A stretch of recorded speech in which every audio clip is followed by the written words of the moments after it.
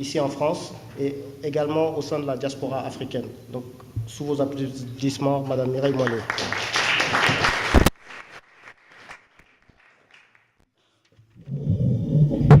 Votre Excellence, Mesdames et Messieurs les dignitaires, distingués invités en vos grades et qualités, bonjour.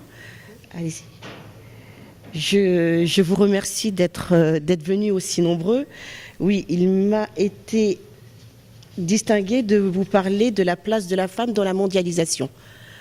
Alors, ma première des choses, je vais commencer par une expression qui vient du Ghana. C'est former un homme, c'est former un individu. Former une femme, c'est former une nation. Comme ça, je pose le cadre. Genre sexué. La femme a toujours été organisée. Elle a toujours eu sa place centrale dans la société et dans la cité. Et en cela, moi, je me suis un petit peu tracassée en me demandant comment j'allais vous la présenter. Elle a toujours fait la répartition des tâches ménagères et puis des tâches surtout en zone rurale. C'est une personne qui est ambitieuse, c'est une personne qui ose, c'est une communauté qui est solidaire culturellement, sur un plan philanthropique et sur le plan de la résilience. Ce sont des femmes qui bouillonnent de création. La femme, il ne faut pas l'oublier, donc comme nous le savons, c'est le genre féminin. La terre, c'est le genre féminin, donc c'est la gestation, c'est la naissance, c'est nourrir son foyer, c'est supporter un grand nombre de choses, c'est transmettre, c'est éduquer, c'est veiller toute sa vie. Ça, il ne faut pas l'oublier. Pour ce qui est de l'Afrique, l'Afrique est le continent sur les 5 qui existent. Est-ce qu'il paraît, il y en a un 5e, mais c'est un petit peu dans le froid là. L'Afrique est le seul des continents qui concentre le plus de femmes dirigeantes ou dirigeantes dans la fonction publique, dans la fonction privée et à des postes très hauts dans les gouvernements. Puisque sur cette table ronde, je suis la seule femme qui se distingue, donc je me suis dit, je n'ai pas besoin de parité, hein. J'ai pas besoin de parité puisque nous sommes 52%. Donc nous sommes majoritaires, rien qu'à ça. Alors, les femmes sont pionnières dans plusieurs secteurs, dans les secteurs de la transformation, dans le développement personnel, économique et dans la recherche scientifique. Elles sont les marqueurs d'une société inclusive africaine. Et je vais prendre le temps de vous citer un certain nombre d'entre elles qui sont des femmes dites remarquables. Parmi les femmes que je voudrais citer Ellen Johnson Sirleaf, l'ancienne présidente du Libéria. Je voudrais citer Amina Gurri Fakim, la présidente actuelle de l'île Maurice, parce que l'île Maurice est un État. Je voudrais citer Shara Kigongelwa Amadila, première ministre de Namibie. Parmi les premiers ministres femmes, Adiato Diallo Nandinya. À Madagascar, il y en a eu 2, Cécile Manoro-Anta et Mali Cissé Mariam Kadiama Sidibé. Mozambique, Luisa Diogo. Namibie, Sahara Kougongelwa Amandila. Je vais prendre le temps de toutes les citer parce que ce sont des femmes remarquables, parce que certains les connaissent, ont peut-être lu ça quelque part, d'autres pas, et parce que nous sommes, comme l'a dit Baba, nous sommes à la veille du 8 mars. Mais nous, c'est pas le 8 mars parce que puisqu'on parle de la mondialisation de la femme, c'est le 31 juillet et pas le 8 mars, et je préciserai après. Il y a aussi la République centrafricaine Elisabeth Domitien, le Rwanda Agathe Uwili Ndiyimana, Sao Tomé et Principe qui représente l'Afrique aussi, Maria das Neves et Maria do Cormo Silveira, le Sénégal Mamé Madior Boy et Aminata Tour. Parmi les chefs d'État femmes africaines, au Burundi, il y en a eu une au Burundi, Sylvie Kiningi, il y a eu Catherine Samba-Panza en Centrafrique, il y a eu au Gabon Rose Rogombe, Guinée-Bissau, Carmen Pereira. Libéria, Ruth Perry. Libéria, Helen Johnson-Shirley. Malawi, Joyce Banda. L'île Maurice, Monica San Belepo. Et Amena Guri Fakim, qui est l'actuelle présidente. Parmi les femmes présidentes de parlement, donc l'Assemblée nationale, en Afrique, il y a au Botswana Margaret Nacha, Gladys Kokorowe, présidente du Sénat au Gabon Rose Rogambe et Musi Lilebou Aboudson, en Gambie pour l'Assemblée nationale Belinda Bidwell, Mariam Jack Denton, au Ghana Joss Banford Ado, Mozambique Véronica Mako, Ouganda Rebecca Kadaga, Rwanda Rose Malutabana et Donatil Makubakiza, Sao Tomé et Principe Aldo do Espirito Santo, Tanzanie Anne Makinda, Tunisie vice-présidente de l'Assemblée nationale constituante et au Zimbabwe Edna Mandjanga. Parmi les maires femmes africaines, à Madagascar, et j'en termine sur ce point-là, Michelle Ratsivalaka, Olga Rasmimanana, à Bangui, Marguerite Belengele Zarambo et Anne-Marie Ngoyombo, Cécile Guéret, Catherine Samba-Panza, Hyacinthe Vondo Bédé, au Cap, Hélène Zil, Patricia Delille, à Marrakech, Fatima Zahra Mansouri, à Port-au-Prince, en Haïti, Irène Ridoré et Gabrielle Hyacinthe. Donc je vous demanderai, mesdames et messieurs, si ce n'est pas de vous lever, au moins de faire une ovation à ces dames qui sont remarquables. Merci. Il y a des femmes remarquables, il y a des femmes remarquées, il y a des femmes qui sont anonymes. La place de la femme africaine dans la mondialisation, elle est déjà là, elle a toujours été. Elle a toujours été. L'Afrique est le continent le plus jeune, l'Europe est le plus vieux continent. C'est pas moi qui le dis, d'autres personnes ne l'ont fait avant moi.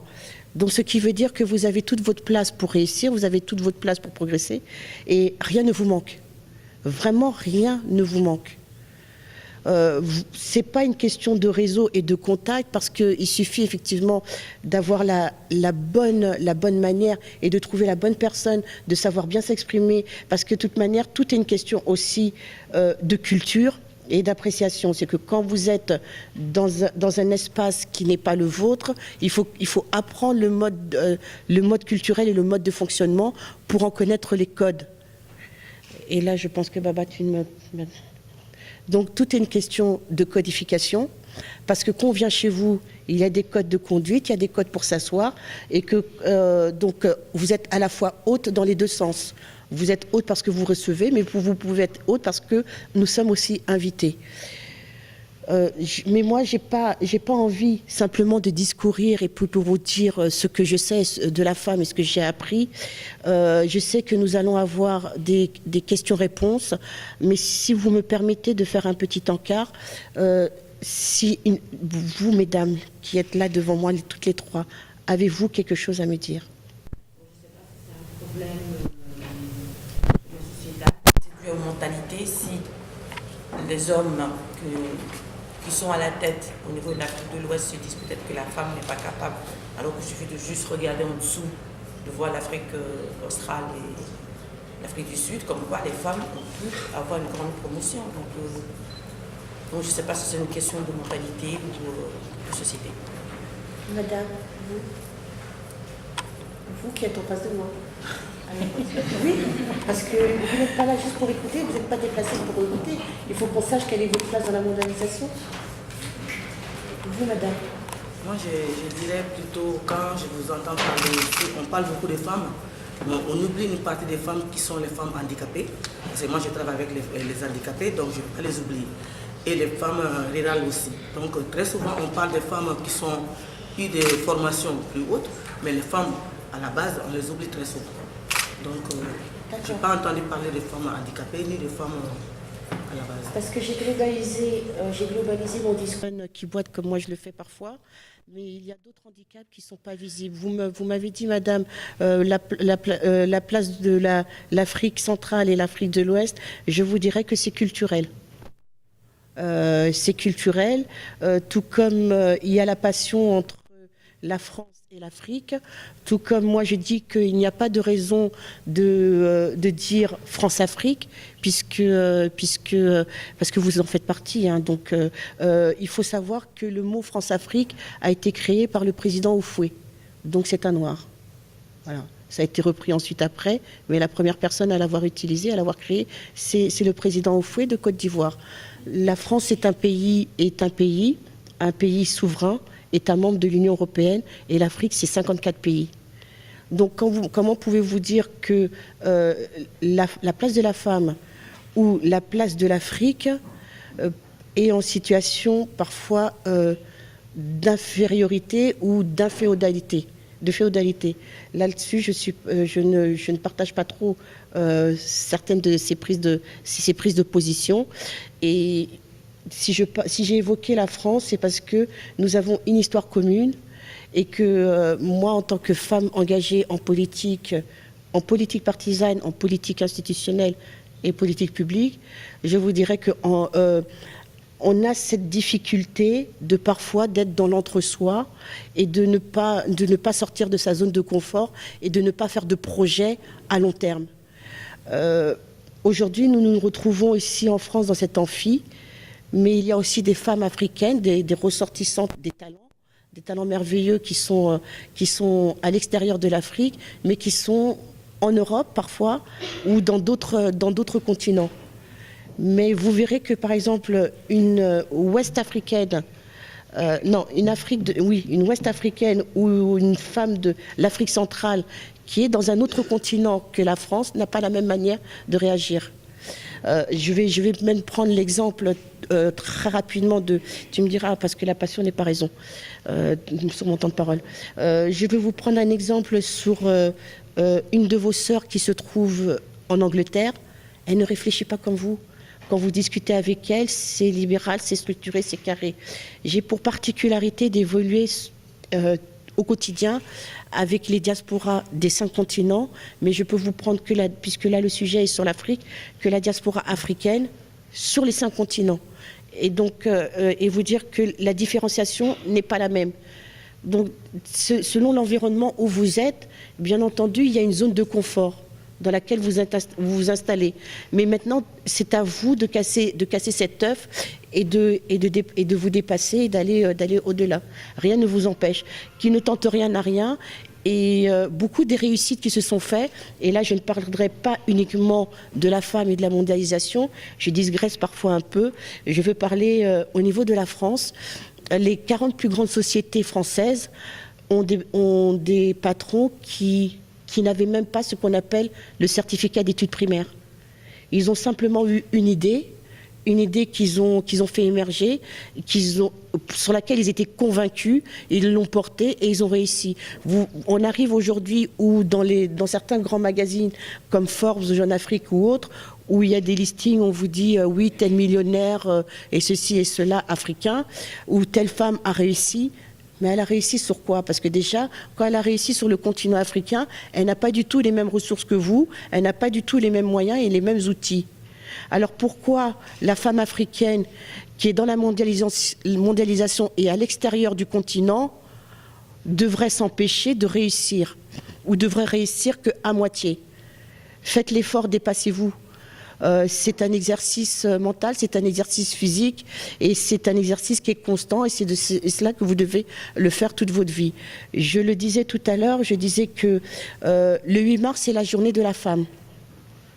Mais je dis que pour la femme africaine, donc c'est la journée mondiale de la femme, le 8 mars. Mais la journée de la femme africaine, c'est le 31 juillet. Donc l'Afrique est le seul continent à célébrer la femme. Après, c'est tout le monde entier qui célèbre la femme le 8 mars. Mais l'Afrique célèbre la femme que le 31 juillet. Pourquoi le 31 juillet? Parce que il y a eu Awa Keïta, qui était une militante activiste malienne, qui a constitué un comité de femmes et qui, lors d'une conférence, je crois que c'était celle de Niamey, je crois, s'est déplacée jusqu'au Niger pour aller voir les dirigeants, pas les dirigeantes, et dire qu'il fallait effectivement qu'il y ait la place de la femme. Elle a bataillé pour ça. Et le 31 juillet 1962, on a déclaré que ça devait être la journée de la femme africaine. Donc c'est bien beau, vous allez fêter d'ici quelques jours la journée de la femme, mais il ne faut pas oublier que en votre place, vous devez célébrer le 31 juillet.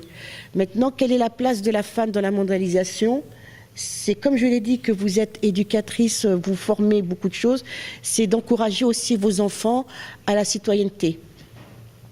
C'est de dire à vos enfants qu'il faut... je ne vous dis pas ça par propagande politique, mais le savoir, c'est pouvoir, c'est la connaissance et c'est une arme. Donc il y a l'éducation, mais il y a aussi l'expression. Donc ça veut dire que si vous n'encouragez pas vos enfants à se situer dans la société et dans la cité en France, ils ne sont pas représentés, ils n'ont pas de pouvoir de parole, ils sont inaudibles, ils sont muets, ils n'existent pas. Ça ne coûte rien. Vous avez d'autres pays où les gens s'engagent, vous avez d'autres pays où les gens s'engagent au-delà d'un vote, mais le vote c'est quelque chose, c'est que vous existez. Bien souvent quand vous avez peut-être fait des démarches administratives, pour certains d'entre vous, on vous a demandé si vous êtes enregistré. Si vous êtes enregistré sur les listes électorales, qu'est-ce qui vous en coûte? Et après, vous vous plaignez de telle et telle situation, mais vous ne marquez pas, vous, votre choix de décision. Et c'est pareil aussi en Afrique.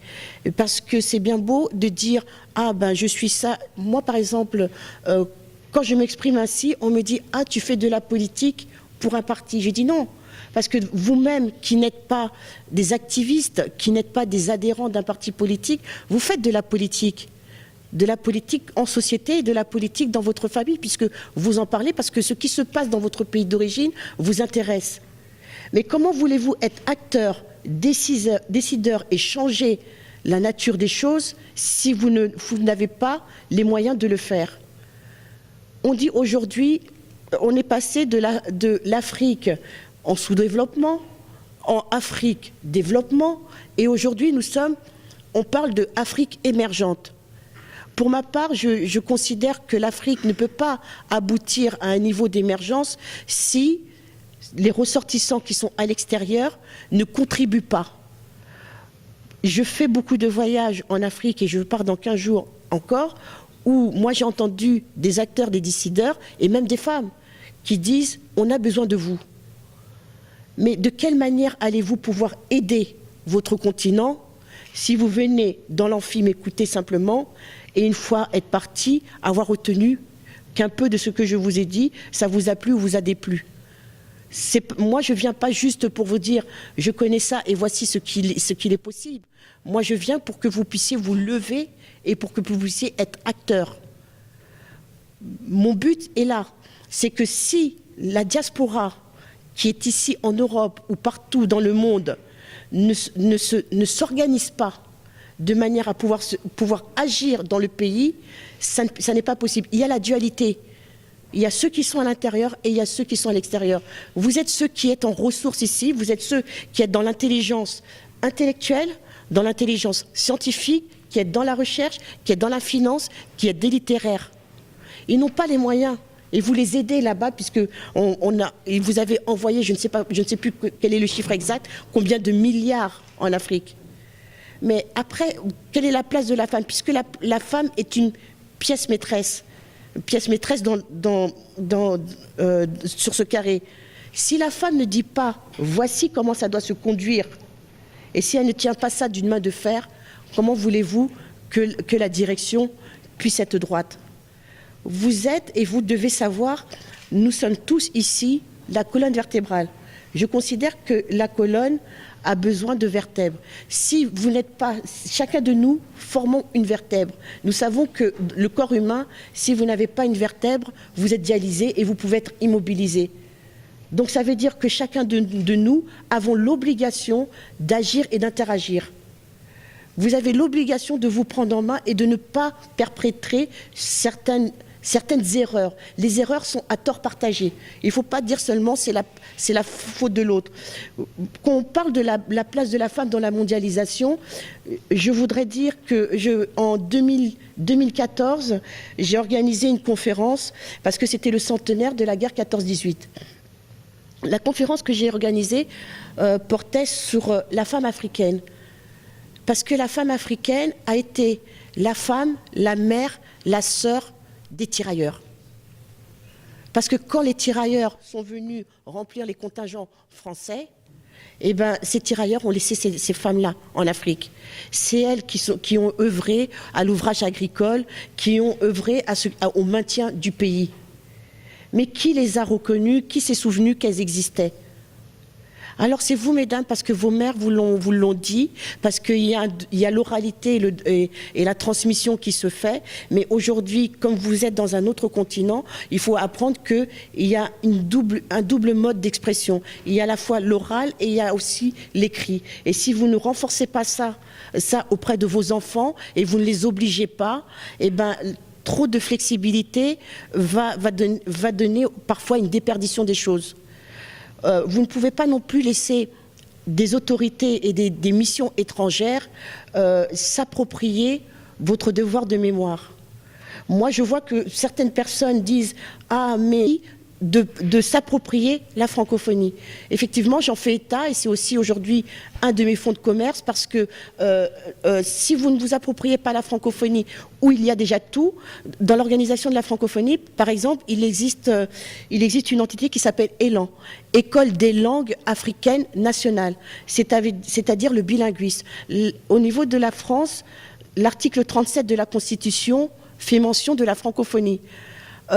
Vos pays sont tous francophones, pour la plupart. Vous m'avez parlé, vous me disiez, madame, comment se fait-il que l'Afrique francophone est moins représentée par ces femmes que j'ai citées par rapport à l'Afrique de l'Est ou à l'Afrique australe? Parce que c'est une zone qui est lusophone ou anglophone et qu'ils ont exactement leur comité. La communauté anglophone, ils ont le Commonwealth. Une minute, d'accord. Donc, je dirais pour ceci que vous avez tout en main. Ne vous plaignez pas aussi, parce qu'il faut aussi savoir que vous mettez vous-même des obstacles. Et là, c'est pas seulement de la femme, c'est la mondialisation de la communauté africaine. Parce que de dire que, ah non, lui, il est du Sénégal, lui, il est du Mali, ah non, lui, il est de telle ethnie, non, lui, il est du Nord. Alors, quand vous dites ça, tout le monde entend, mesdames. Alors pourquoi vous voulez vous plaindre que celui qui n'est pas de l'Afrique vous considère et vous distingue comme ça et fasse une différence et vous sépare? Vous-même, vous êtes déjà séparés en le disant. Alors c'est à vous de ne plus faire cela. Moi, je vois que dans d'autres communautés qui ne sont pas africaines, des gens qui sont en opposition affirmée, parce qu'elles ont des opinions différentes, parce qu'elles sont des ethnies différentes, aujourd'hui, parce qu'elles sont à l'extérieur du pays, elles sont diaspora, elles ont dit on n'a qu'un objectif, c'est réussir. Donc on ne s'aime pas, je m'en fiche qu'elle s'appelle Mireille, Madame Mouélé ou telle, je vais aller avec elle parce qu'au moins je vais l'encourager, parce qu'au moins elle a fait l'effort d'y aller. Et parce que si une première y va, c'est la communauté qui doit porter l'autre. La mère a porté toujours l'enfant. C'est la communauté qui doit porter chacun des individus qui est en potentiel et qui a la possibilité d'y parvenir. Merci.